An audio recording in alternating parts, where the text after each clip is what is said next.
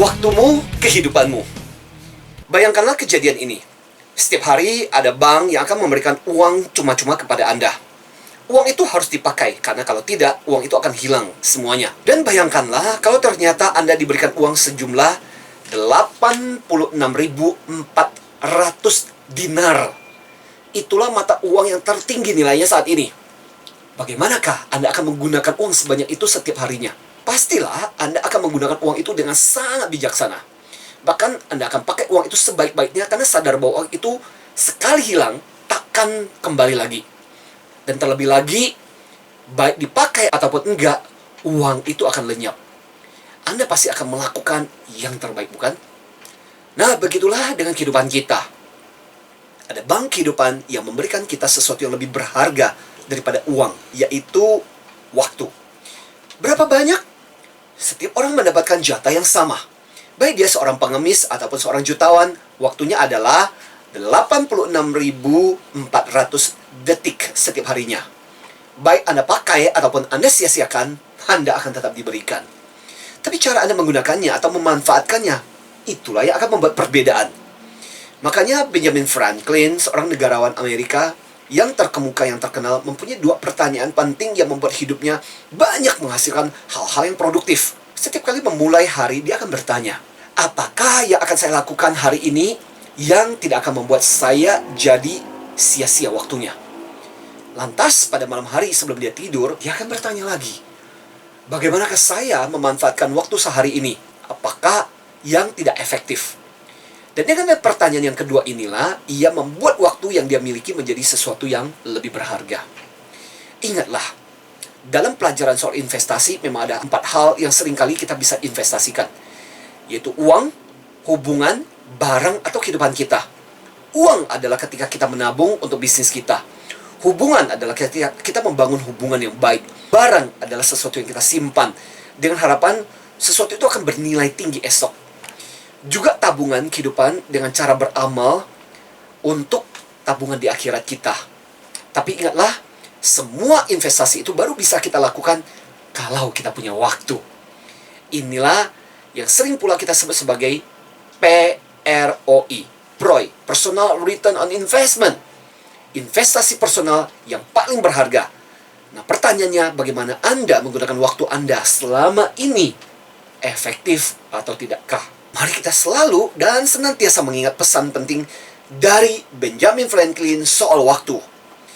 Jangan pernah menyia-nyiakan waktu, sebab atas itulah semua kehidupan ini ada. Mari kita ambil contoh lah. Ada 2 orang, ada Rudy sama Andi. Antara Rudy dengan Andi ini kemampuannya setara. Anggaplah ya, anggaplah malam itu mereka memutuskan tuh sama-sama tidur jam 10. Dan keesokan harinya dong, Rudy dia memutuskan bangun sekitar jam 6. Bersiap-siap lantas pergi ke kantor lebih awal. Sambil berangkat ke kantor, Rudy mendengarkan radio program pengembangan diri sepanjang jalan. Sampai di kantor jam 8. Rudy masih punya kesempatan untuk bersiap-siap atas segala meeting yang harus dilakukan. Dan sempat bertemu, ngobrol, membuat strategi dengan atasan pada jam 8.30 sebelum atasannya pergi untuk meeting jam 9. Bandingkan dengan Andi, dia memutuskan tidur lebih lanjut sampai jam 6.45. Bersiap dengan cara kilat dong, ngobrol ya, dan akhirnya berangkat ke kantor. Andi sampai di kantor ini jam 8.30 kurang. Dan setelah itu mengecek email, melakukan berbagai hal yang membuat hanya punya waktu sekitar 5 menit untuk ketemu atasan. Rudy jauh lebih bijaksana dalam penggunaan waktunya. Dan gak mengherankan juga akhirnya kemudian dalam perjalanan berikutnya Rudy jauh lebih sukses. Jadi ada beberapa prinsip yang mesti kita pegang sih, bahwa setiap hal yang kita lakukan itu butuh waktu. Dan setiap hal yang kamu lakukan itulah investasi waktumu. Misalnya Anda bisa memutuskan pilihan Anda nonton TV atau mempersiapkan presentasi besok. Waktunya kan sama. Nah, kalau Anda memutuskan untuk nonton TV, Anda baru saja membuat investasi yang keliru, yang salah.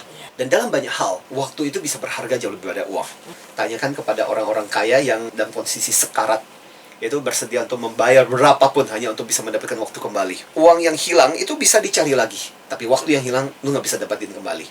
Nah, itu yang kemudian menjadi kunci penting yang namanya multiple positif. Jadi apa yang kamu lakukan itu berdampak pada yang lainnya. pada yang lainnya. Satu Kalau saya analogikan sama seperti kayak seekor lebah itu terbang, urusannya mau mencari makan. Waktu ketika dia hinggap, dia berada di bunga. Ternyata serbuk sari nempel dong. Kemudian dia bergerak dari satu pohon ke pohon yang lain, ke pohon yang lain, ke pohon yang lain, dan akhirnya kemudian terjadilah penyerbukan.